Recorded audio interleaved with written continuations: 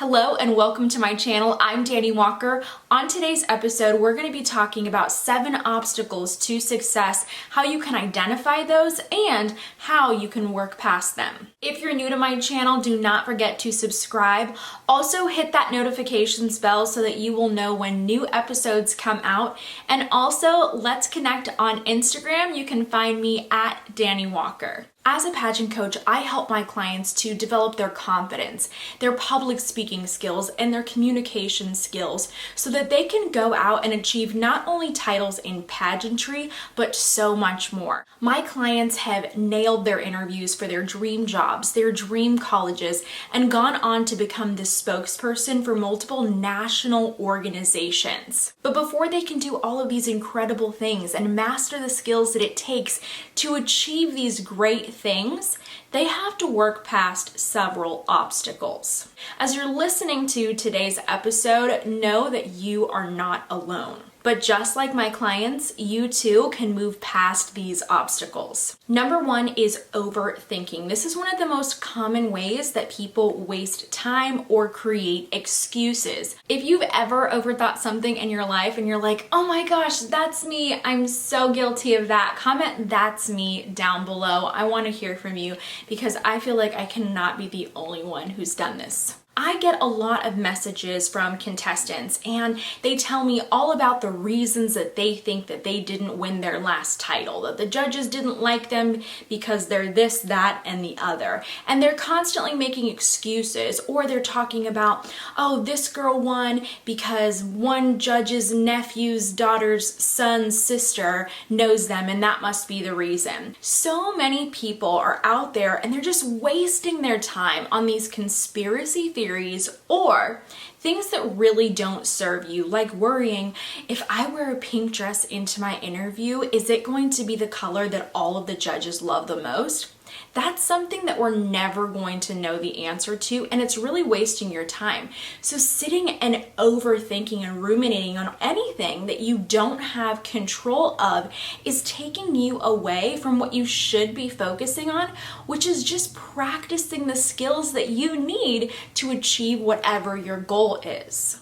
Number 2 is not seeking feedback. This is true not only for pageantry, but really for anything in life, especially if you have the opportunity to participate in some sort of competition. I know that asking for critiques can be scary because sometimes it's this blow to our ego. When somebody critiques us and tells us that we're not perfect, it sort of hits us in the gut and we feel a little bit bad for a moment, but you really need to shift that mindset and realize that when someone offers you a critique, that is an opportunity for you to improve your skills. When you have a chance to ask for feedback, take advantage of that. If you're competing in a pageant, ask for your past scores, ask for judges' comments. If you're a business owner, get surveys from your customers, get feedback from others so that you can take that and you can apply it for you to be your best self. If you're watching this episode on a mobile device and you love this episode and you want to show your love and support, the easiest way for you to do that is just to screenshot it,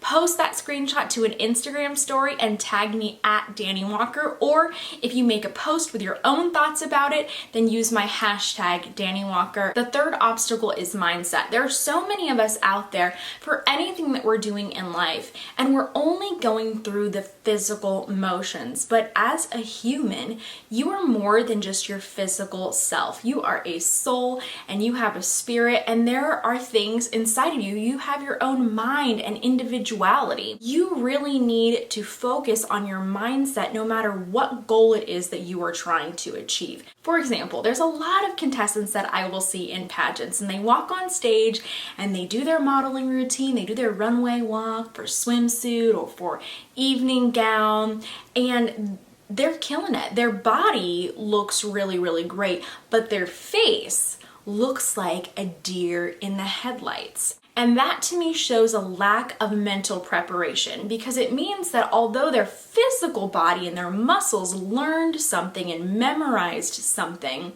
it really shows in their face that they don't know how to be present. They haven't worked on their mindset. So they end up looking like the lights are on and no one's home. And they show a lot of stress in their face because they're thinking really, really hard when they're on stage instead of just getting to enjoy that moment. And that reason is just because they did not strengthen their mind. So all of these outside factors like judges and the idea of a competition and stage lights, it really starts getting to them, and then they can't hide that behind their mask anymore. So it really goes to show the importance of not only practicing and strengthening yourself physically for a goal, but also focusing on having a strong mindset that is going to withstand any test of confidence. One of the things that I did to build my confidence and work on my mindset was to practice daily positive affirmations.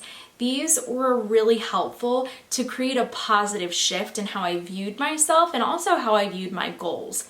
I created a list of my top 20 favorite ones, and if you would like a copy of those, check out the description below. There is a link to a free download of those. Number 4 is prioritization, and this is huge. This is so big whether you are a planner and an organizer or not. If you aren't, you really got to start getting on board with this for all and any of your goals. In order to achieve any goal, there's multiple steps. It's just like if you were cooking something. Some recipes take 5 to 10 minutes. If you were going to go out and cook a 5-course meal though, that would probably take you several hours. There's a different combination of steps for anything that you want to achieve in life. And if you aren't aware of those, and if you aren't planning ahead for those, then you're really going to miss out and you might not achieve that goal. So what my advice to do is to always sit down whenever you have a goal, break it down into the smallest steps, and then prioritize those in order of importance. Which ones are the ones that you absolutely have to do? Which ones are the ones that are the most urgent? And those should go towards the top of your list. And then also, you're going to want to cross that list with another one. And that's going to be a list based off of how long do you estimate that each step is going to take. And what I've noticed when I do this is that sometimes those steps that were at the bottom of my list, once I get started on the most urgent ones or the most time-consuming ones, I'll realize that the steps that were at the bottom weren't actually necessary. So this actually becomes a real time saver for you, but it also ensures that you've given yourself some deadlines and that you know what you're getting into and you know what is it going to actually take to get to your end goal. Number 5 is not doing your homework. So it doesn't matter what it is. Let's talk about you want to get into your dream school. Well, you should probably do some research on what it actually takes. What grade point average do you need? What tests do you need to take? What extracurriculars look great on your resume? You need to do that research before applying to your dream school. Or else if you apply and you don't get in, you shouldn't be too surprised that you don't get in because you didn't do that homework that you needed to do in order to achieve that goal. I see this all the time in pageants. I know that all of us do the best we can with what we have, but sometimes when I watch girls in competition, I just think, has she never heard of Google? Does she not Google this at all? Why is she wearing that dress? It's completely inappropriate for her age and for this pageant system. Mistakes like that just come down to not doing your homework. Go out there and research whatever information that you need to accomplish that goal before just jumping into something. Number 6 is coaching and mentoring, and I see so many people turn a blind eye to this, and I truly don't understand it. I'll tell you this from experience, no matter how expensive coaching may seem in the present moment, it's always going to be cheaper than the amount of time and resources and money that you will spend just doing it on your own with no guidance. The best part of having a coach or a mentor is that they're gonna help you shortcut the process to your dreams. Why? Because they've already had success in the area that you wanna have success in. So they have insights, they have these secrets habits that you need in order to achieve your goal. In my case, it took me 7 years to win my Miss Montana USA title, and that's crazy. I know I could have done that a lot sooner if I had employed the use of coaches. Looking back, that's exactly what I would have done. Coaching can be a huge game changer for you. Content creators like myself simply cannot create enough content to answer every single question that every individual may have. And that is the benefit of working with someone in a one-on-one environment where they can tailor their answers to you. So if you have a lot of unanswered questions, whether it's about pageant or whatever it is for your industry, seek out a mentor, seek out that coach so that you can get access to the information that you desperately need to reach your goals. And if you are a pageant contestant and you want to work with me, you can find out more information for that on my website, DaniWalkerOfficial.com.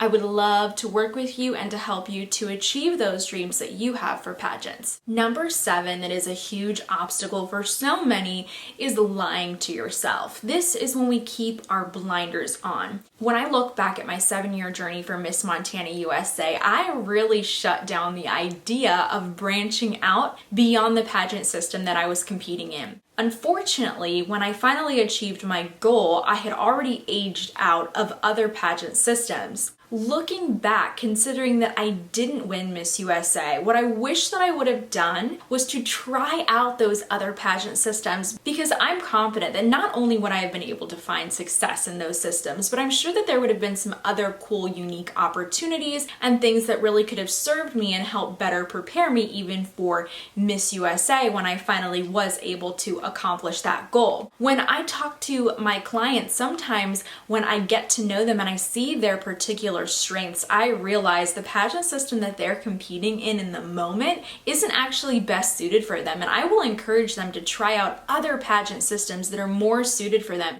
so that they won't continue to compete in that same system, meeting that same result. I have also seen contestants who will work for years for one pageant and then they'll try something else, they'll win that other pageant system and they will grow so much as a title holder. Then they go back and they get to finally compete for that dream title, and then they do achieve that dream title that they wanted because they learned something else. They had this breakthrough. So I think it's important not to lie to ourselves and just keep trying to shove that square peg into a round hole. If something isn't working and you're meeting the same result year after year in competition after competition, your pageant system might not be best suited for you. That could be one option. Or maybe you need to branch out and really gain more experience, and trying different pageant systems is going to help you to be able to do that. And I think that this is so true, not only in pageants, but in life. If you have this dream job that you're going after and you keep going on interviews for it and you never quite get that job, you need to consider going out and getting experience from, like I said, coaches or mentors, or maybe get a job at a similar company that is going to be able to build up your skill set. So then finally you work for them, and then when you go back in for that dream job interview, you are able to show them that you actually do have those skills necessary for that dream job. For all of you out there who are watching this episode because you are preparing for a pageant, make sure that you check out my pageant prep playlist. I'm linking it right up here. This is something that I encourage everyone to check out, because even if there's an episode that you're like, that doesn't apply to me, there are still lessons that are really universal in pageantry, and I try to put those little lessons that apply to everyone in each of my episodes. So I would encourage you just to go check those out, even if you're like, that topic's not for me. Have an open mind and just always be willing to look at something from a different angle, from a new approach, and really just be open to learning more,